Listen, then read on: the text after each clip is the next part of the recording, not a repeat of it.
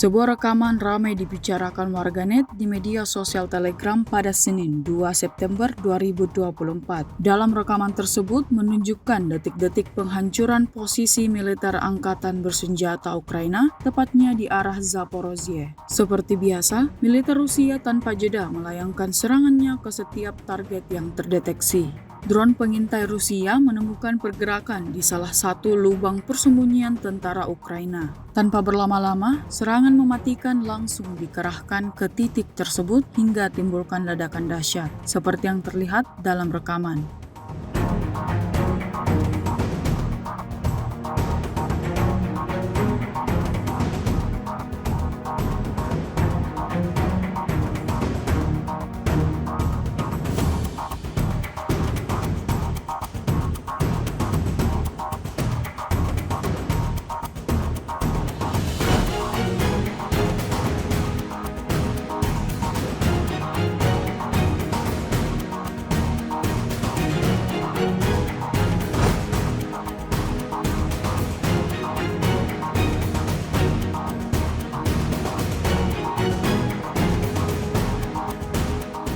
Download Tribun X sekarang, menghadirkan lokal menjadi Indonesia.